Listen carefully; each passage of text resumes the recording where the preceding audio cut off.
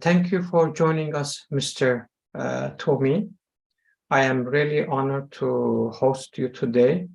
I would like to start with first question to understand deeply what is going on in France. What is the main objective of Mr. Macron pension reform?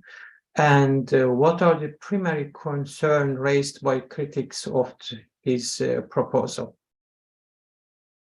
Good afternoon, Dr. Jilek, and good afternoon to the viewers.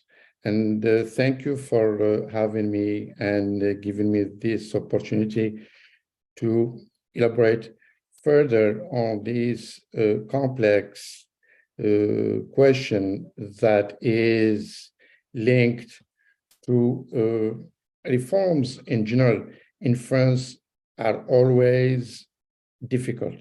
And all actually the main President Macron's successors who tried to touch on this issue or even on other hot topic that is related to a social or has social impact either failed or backed down. So for President Macron's pensions reform that he thought in the beginning as if an easy path he could take, or say not that dangerous issue that he would touch on. So I'm quoting from Shakespeare here. It says, "Never came reformations in a flood."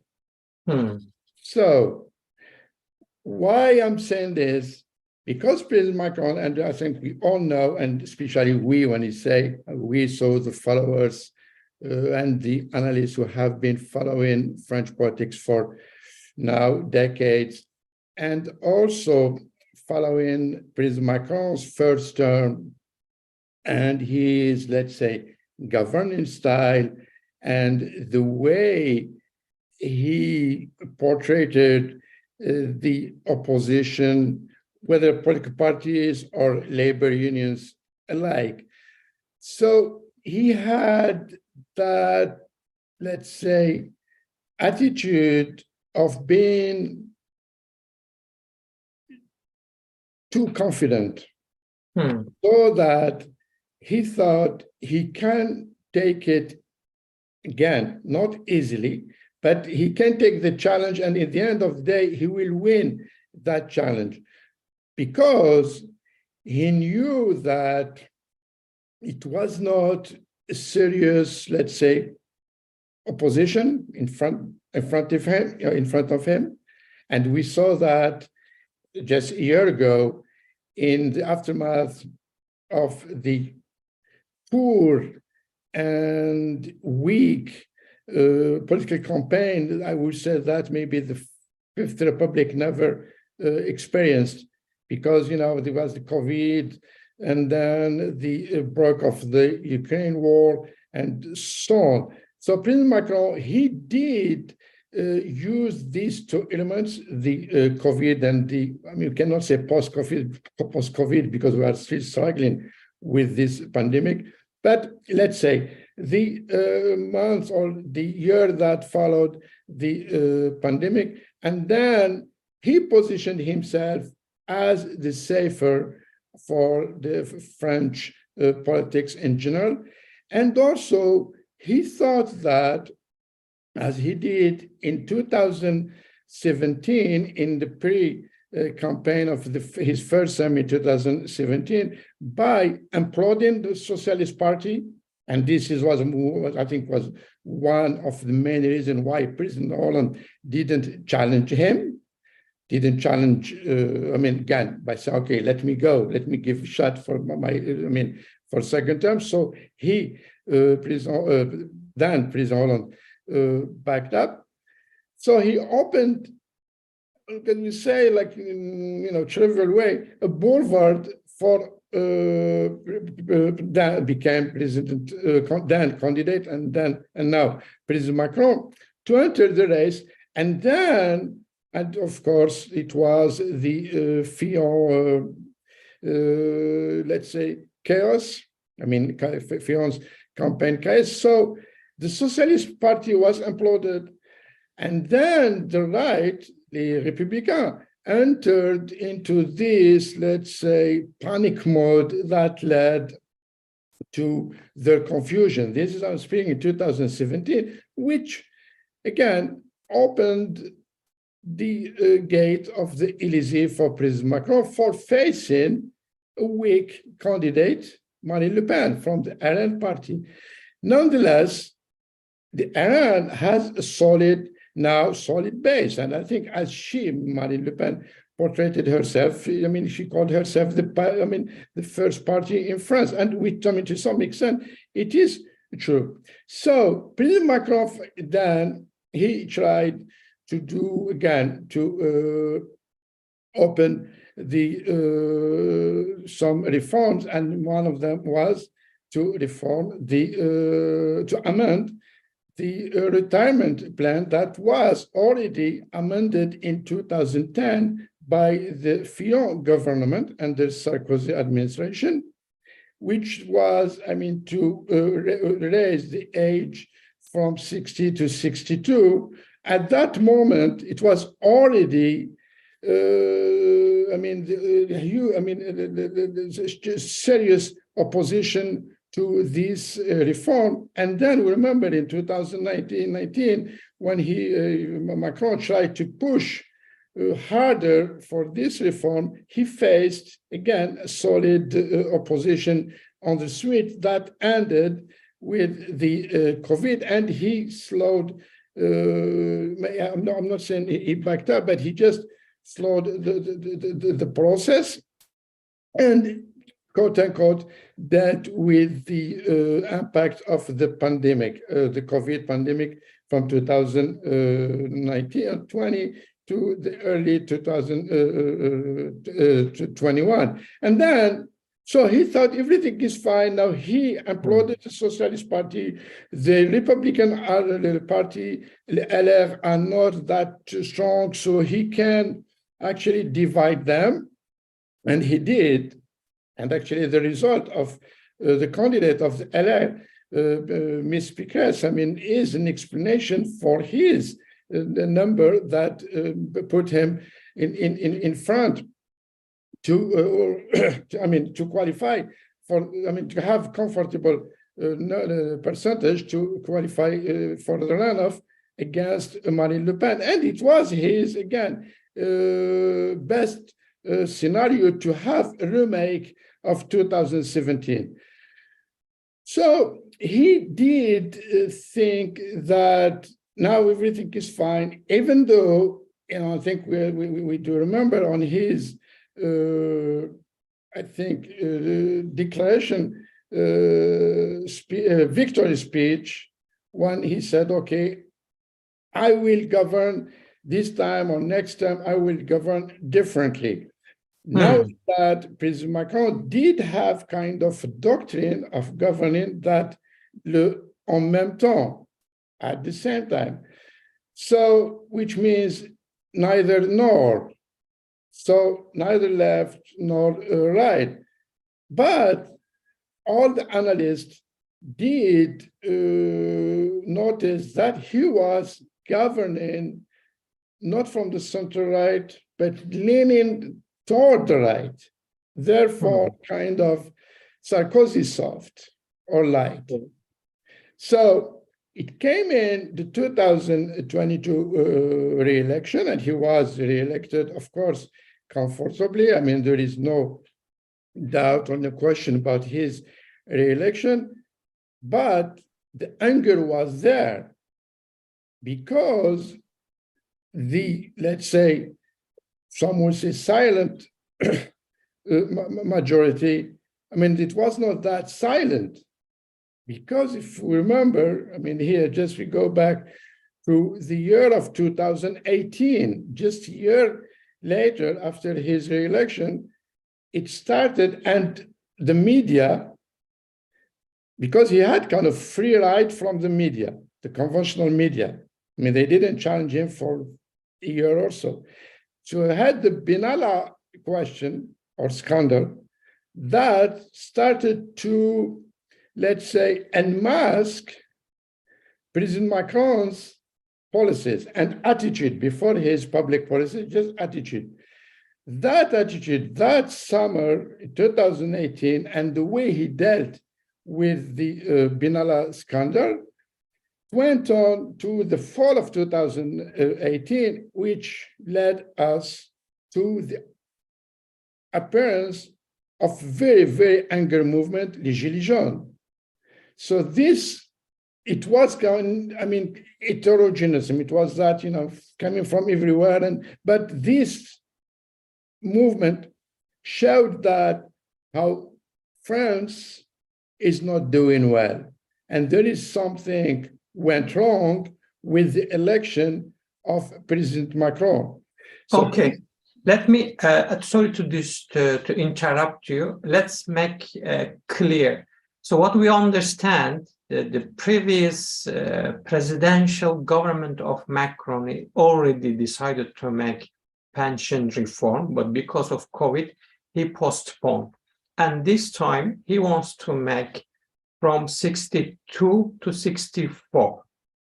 But also I have read it, it's also required minimum 43 years working to have full pension. And what I understand from you, Macron has own governing style, and this doesn't match with French attitude. But now you started with Gilets jaunes, and I would like to ask you, please, from Gilets jaunes to today's strikes, all the strike, what there is relation with them, or how you evaluate from Gilets jaunes to today strikes in France?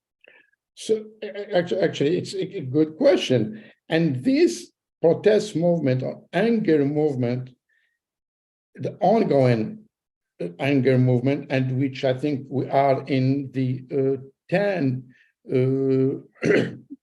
days of protest and entering the 11th one on this coming Thursday. Therefore, it is, let's say, I will call it the orange movement, this one, because it's a mix between the yellow and the red. So which means the ongoing anger, it's the extension of the Gilets jaunes by other means.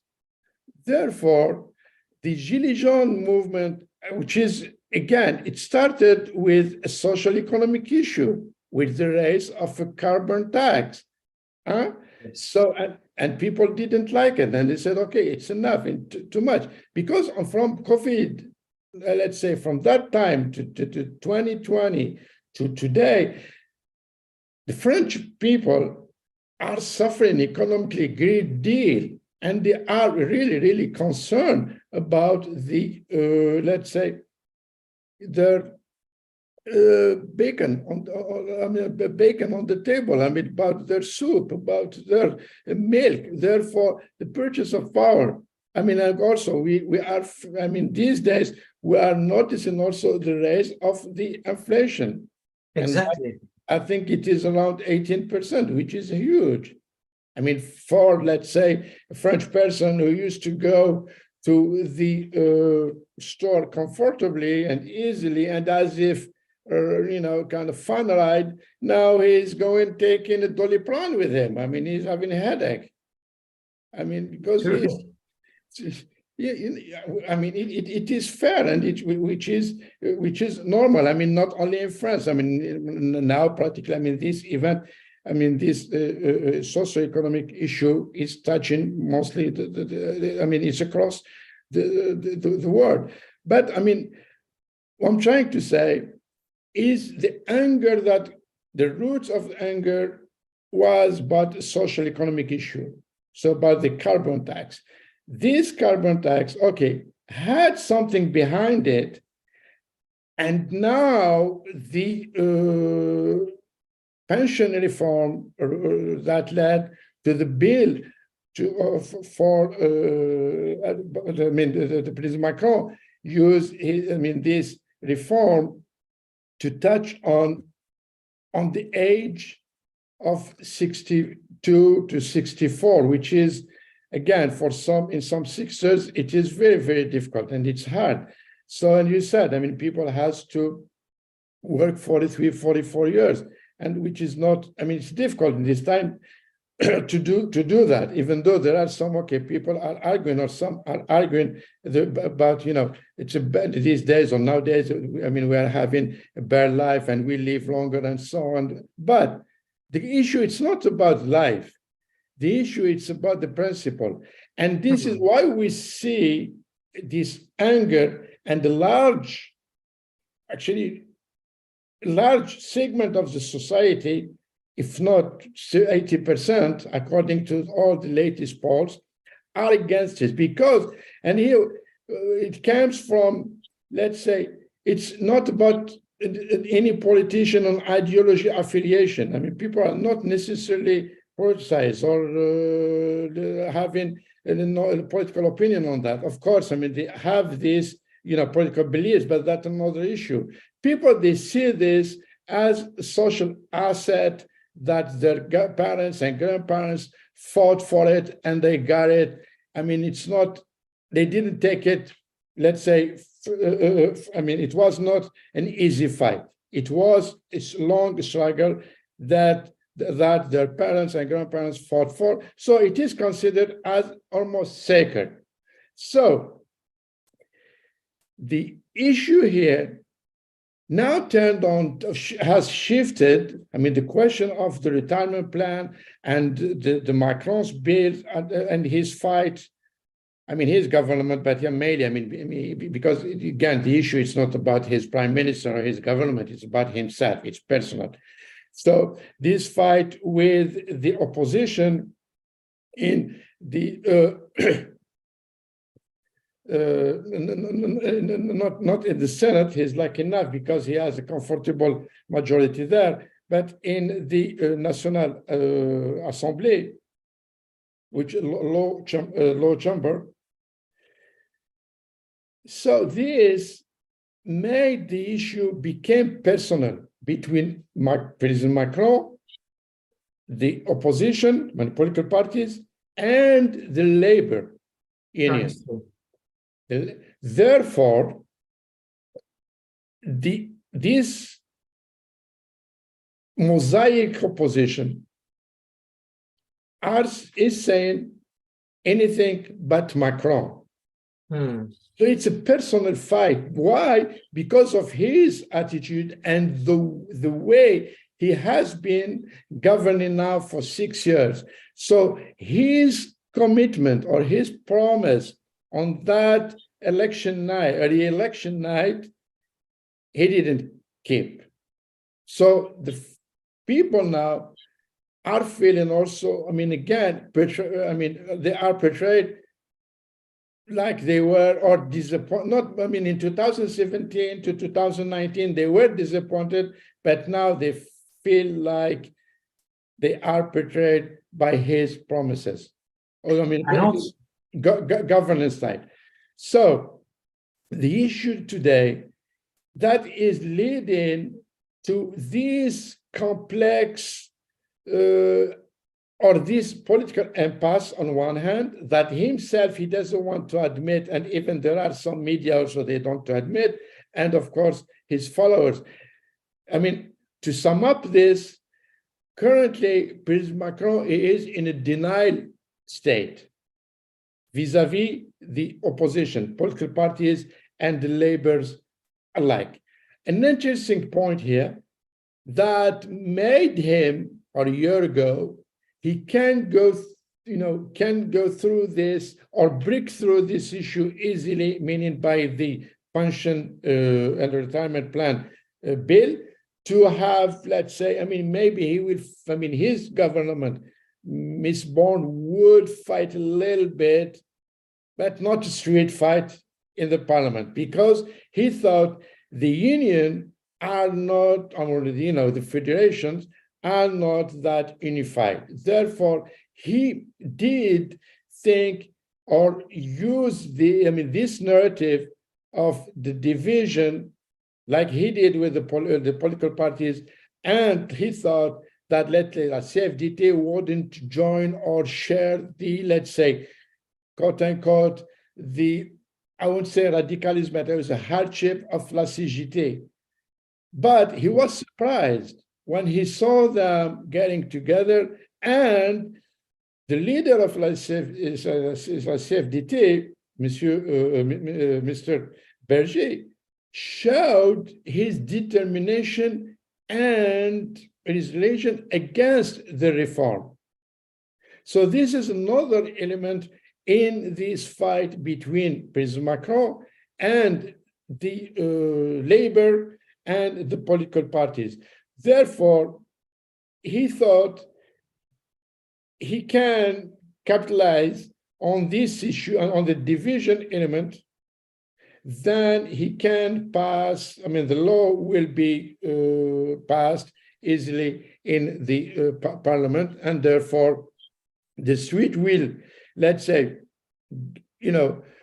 protest, and then will calm down. But what he missed here is this almost, he inflamed the protest across the social and economic and even political spectrum, that he was not thinking that, let's say, for instance, he will face or he will have an opposition from, let's say, a comfortable middle class. I see.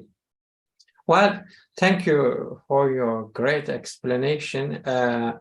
I have to add what you have said just to what is going on in the political climate in France. I remember when Macron tried to pass the law for the pension reform, he was thinking that he wouldn't pass in the National Assembly because he couldn't get the support of Les Républicains. And he used the special law, which the 49.3, the 94.3. And what I watched from TV, the opposition party, they sing the anthem of French, Le Marseille. And what do you think about this reaction? Do they think that is not part of the French political culture to use this law, or totally we are against and we are not gonna accept what you have done for this law, Monsieur Macron? Is this message to them? And of course, what we have seen after this, immediately the union and students, they show themselves on the road, and they suddenly start to protest again. And that's what we have seen weeks and maybe the months in France. Actually, exactly. I mean, an interesting point here you raised. So you mentioned the Article 49.3 of the Constitution, which is a nuclear option for a government when the government thinks he doesn't have a majority at the National Assembly to pass the bill. Therefore, they use, the Prime Minister or the head of the government uses the Article 49.3, which is a constitutional means, again, that allows the government to don't request a vote in the National Assembly. Here, this article, the 49.3, now is maybe some they can call it the apple of discourse, or the complex number in the conflict equation these days or now that led to the political impasse. And here again, even President Macron and even some analysts and those pundits that we see on TV are not admitting that there is really a political impasse. Because as you said, so of course it is legal and it's constitutionally speaking, there is no doubt about it. I mean, from terms of legality, there is no question. But in terms of legitimacy and again, for the national social cohesion and national cohesion, it is a little bit dangerous. Now, in that the person himself, President Macron himself, is not that popular. And now in that, as soon as he insisted to go again forward and pass this law, the fight became personal. So you mentioned the La Provence. I mean, how people reacted outside of Paris. And here, which is, again, that makes the parallel of our, again, comparison with the Gilets jaunes. So in the beginning, we were saying when the Gilets jaunes in 2019 started, it was kind of, okay, it doesn't go in the center, it is in the periphery. But now the center and the periphery are together. And we saw that, as you said, that spontaneous reaction of the pass of the law, of the bill on that Tuesday.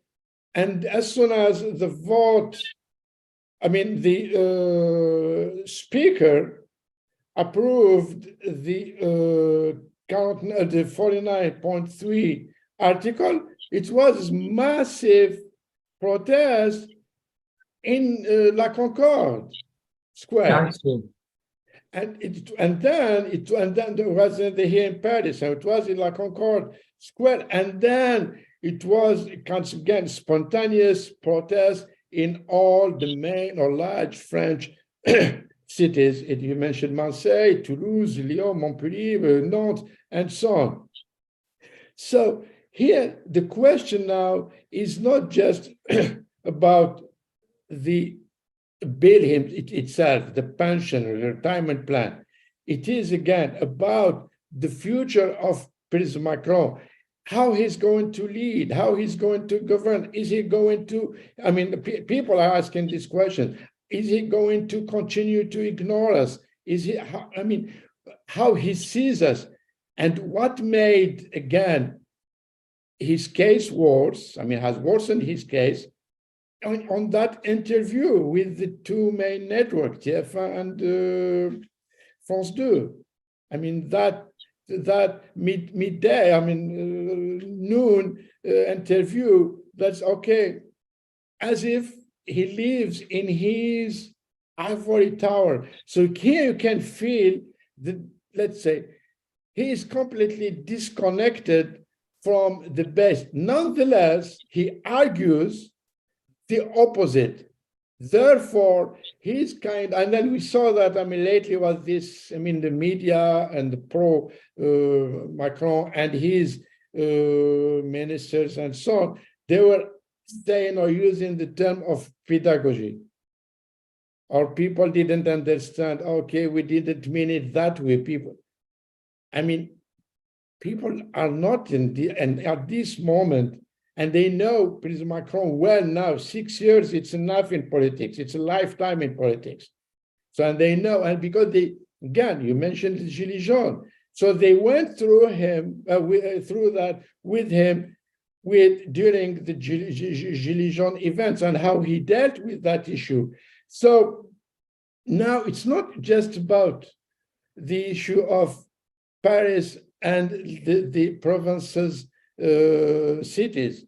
It's a national cohesion, and there is this kind, I mean, national unity, I'm going to say solidarity against Macron's, first of all, attitude, and then bill.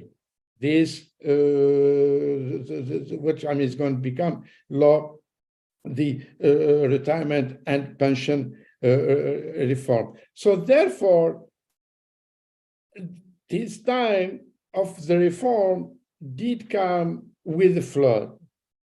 I see. Well, thank you for your great picturizing what is going on today in France. But let's say now we have been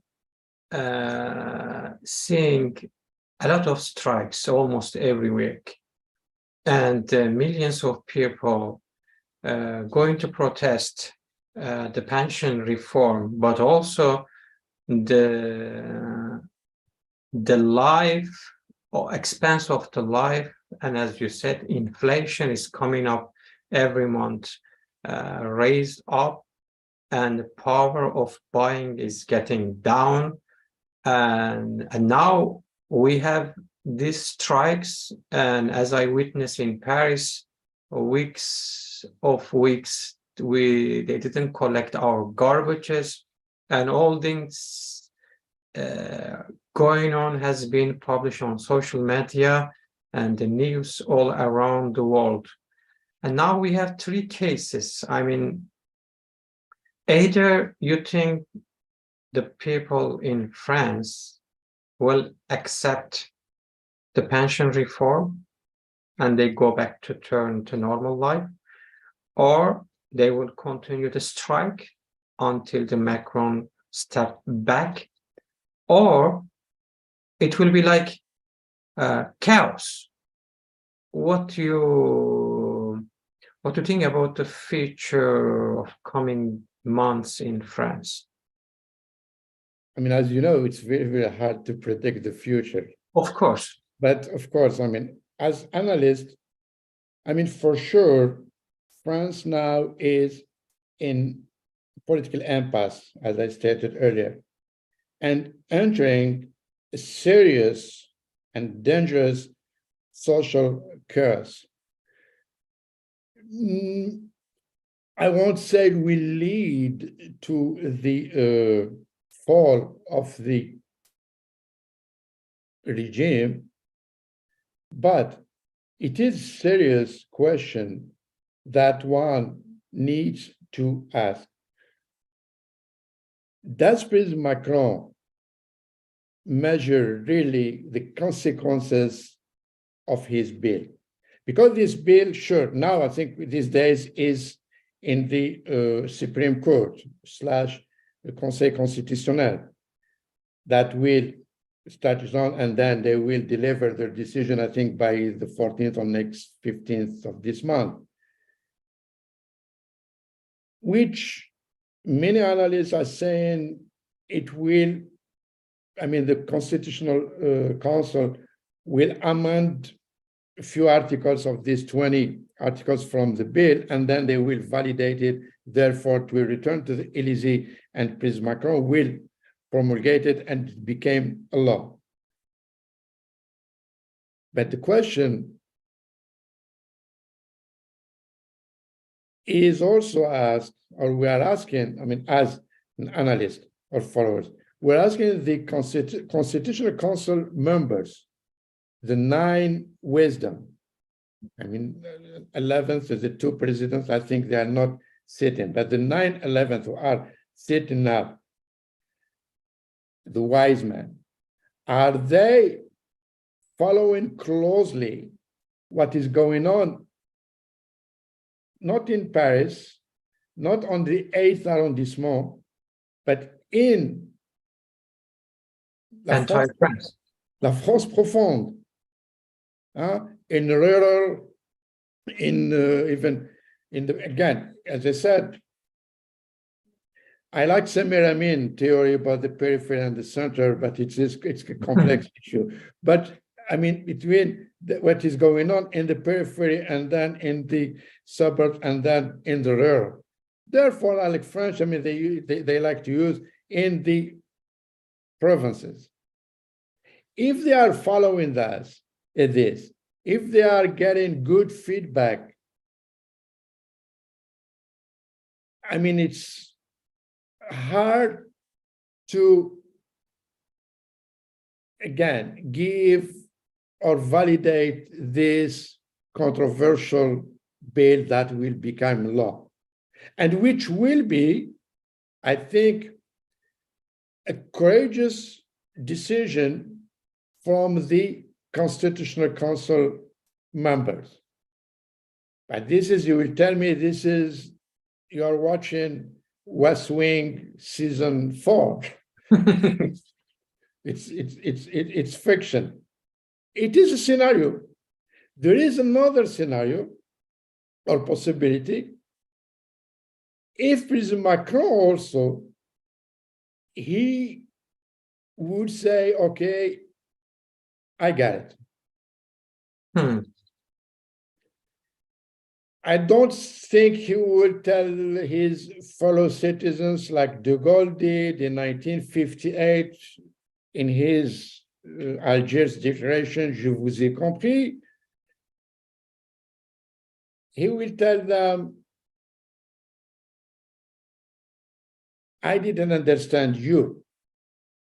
I see. Okay, but here again, another fiction or political fiction. Now in the persona or the character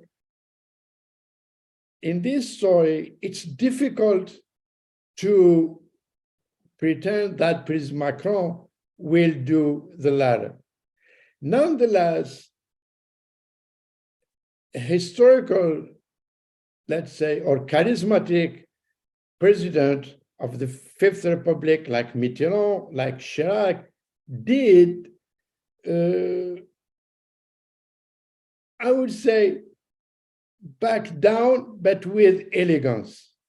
And we saw, I think, President Mitterrand in 1983 or 4, I believe, with the reform of the private school and the protests that he faced, or the government Pierre Mauroy then faced solid and strong protest, and with President Chirac, with the CPU under the Dominique de Villepin government. So the parliament did pass the bill, and President Mitterrand, like President Chirac, did sign the bill and became a law, but they didn't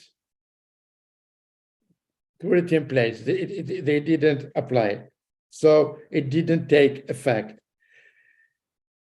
The question here, and you know, so these two charismatic president of the French Fifth Republic did have the courage, because in politics, I mean, to be statesman, you have to be courageous as well. So it's like a general in the war. So, yeah.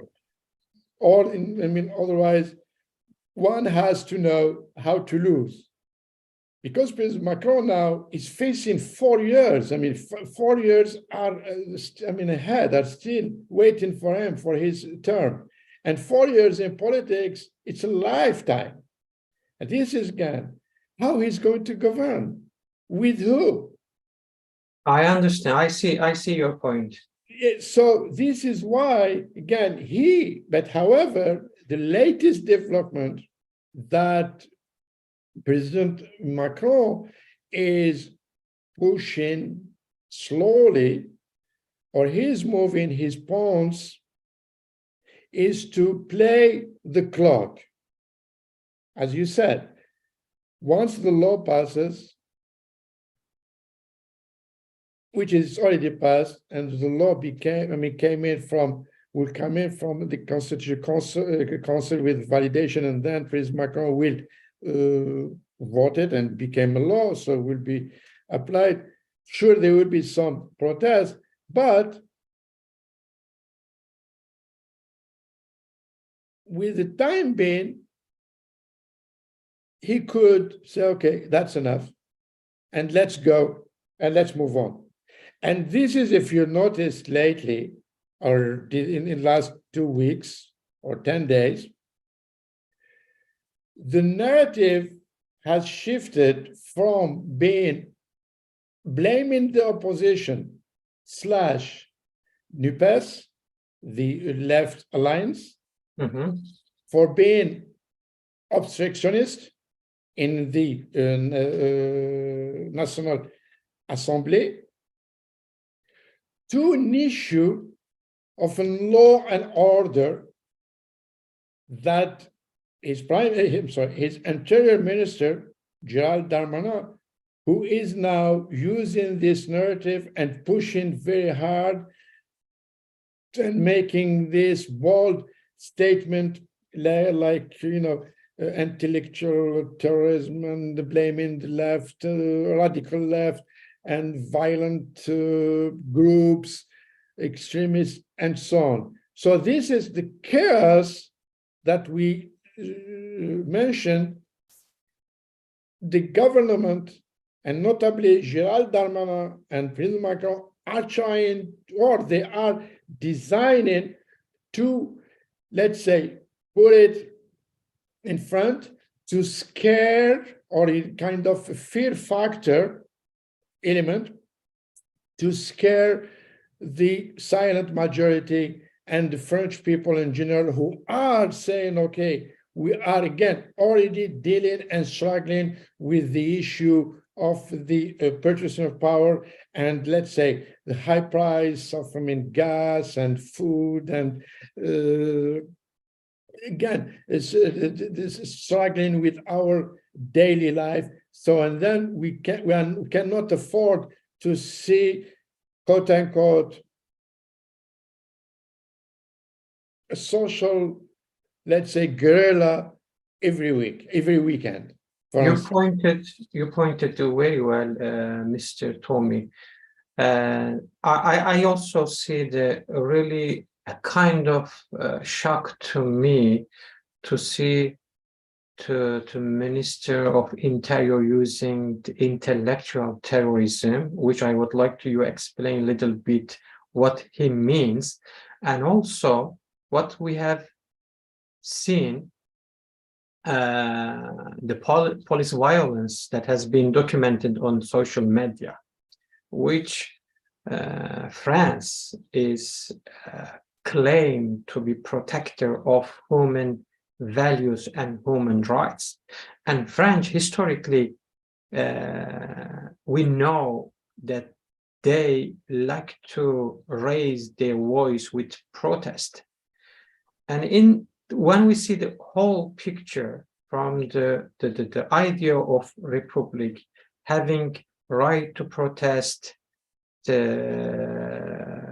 peacefully, and what we have seen, some documented video or shooting in social media, and what you have been said, the quoted from the Darmanin, Monsieur Darmanin, how you read this, and why this development has been coming this point? Because we are talking about France. It's not like unmature democracy. The democracy in France has been developed, and the Fifth Republic has been always the update itself, after Charles de Gaulle. And honestly, as an intellectual, it shocked me, and I would like to know your opinion about it. Actually, Gérald Darmanin, of course, to be politicians, you need, or it's legitimate to have high ambitions. So therefore, his eyes are going a little bit left. I mean, where he is, which is just across the street. I mean, 2027 to be, maybe candidate. But therefore, his eyes are in the Elysee. And he has been kind of, again, I said, a hawkish politician, an interesting character. It's a mix between Charles Pasqua and Sarkozy, because both were, again, bold and hawkish interior ministers.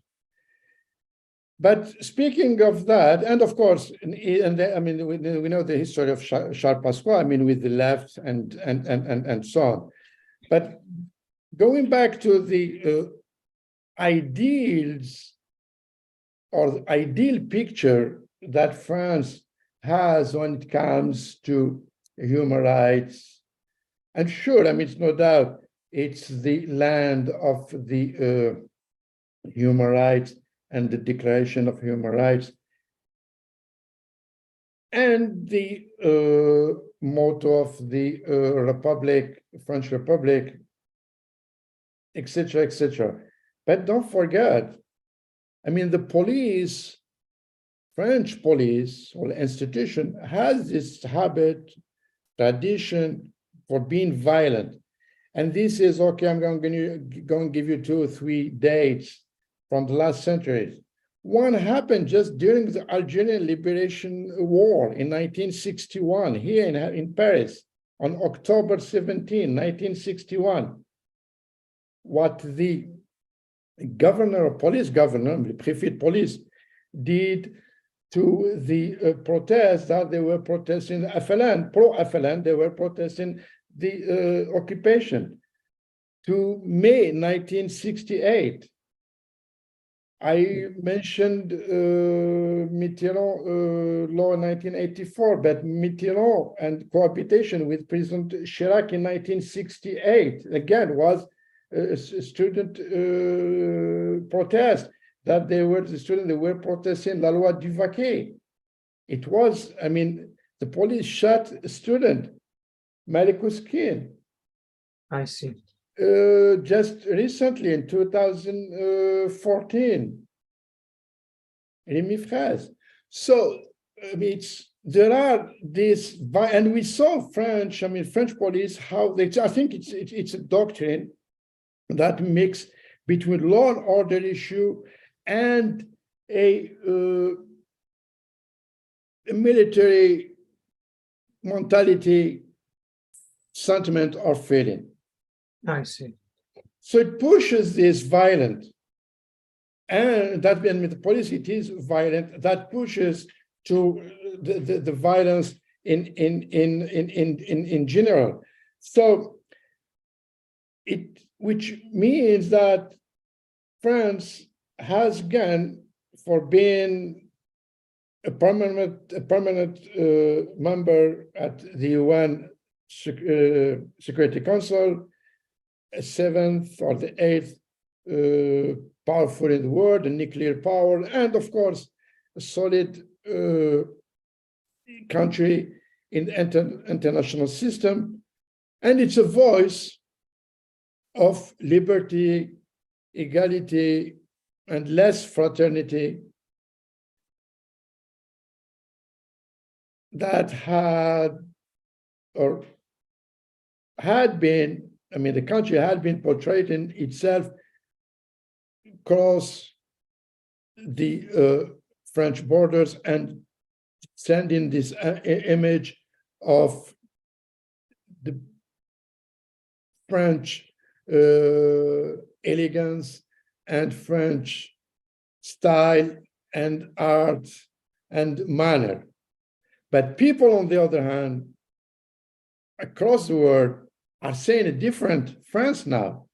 When they see, as you said, let's say as a tourist, when you come in for, have like a week or 10 days time vacation coming from the US or from Mexico or Japan or China, and then you will face, or you will see day in, day out, garbage, I mean, in front of your hotel, if your hotel lobby, and then the streets are narrow and this. But you ask a question, I mean, what happened? So these garbage collectors, of course, I mean, they are hard workers and they are defending not only their bread, but also their future, their life. So there is something wrong.